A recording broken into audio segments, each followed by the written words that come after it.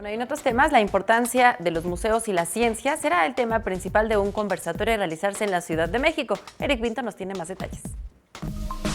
En 2020, México será sede de la Cumbre Mundial de Museos y Centros de Ciencia. Fue elegido de entre más de 30 países del continente americano y resalta la importancia porque en por lo menos 18 años más, la cumbre no se repetirá en América. ¿Qué quiere decir esto? Pues que estamos no solamente muy felices, pero muy comprometidos, pero convencidos de que en México hay divulgación de la ciencia y museos de primer nivel, de primer mundo, y que podemos hacer un papel espléndido al recibir aquí a tantos profesionales que vienen de los mejores museos de ciencias del planeta. La cumbre no será como tradicionalmente se ha realizado. México buscará innovar el formato con el fin de reflejar su sociedad contemporánea, su manera de pensar y otros aspectos importantes que son necesarios dar a conocer al planeta entero.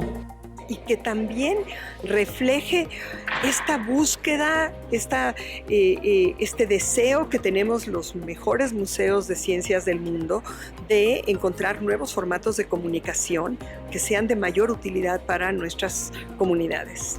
Para alcanzar el objetivo, en los próximos 2 años, los museos de ciencia de México tendrán que enfrentar grandes retos como los relacionados con temas administrativos y normatividades que limitan el trabajo que desempeñan y, lo más importante, romper paradigmas para así crear los museos que el país merece.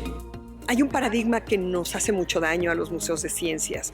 La sociedad nos concibe como museos para niños y esto nos limita el acceso de mucha gente que piensa que no hay una oferta para él. Dentro de las propuestas para acabar con las barreras que actualmente existen, se encuentra la de sacar los museos de los museos, es decir, llevarlos a espacios en donde la gente pueda entender que estos sitios están creados para crear imaginación y conservar el patrimonio de un país, estado o región. Con imágenes de Jesús Arias, Eric Pinto, 21 Noticias.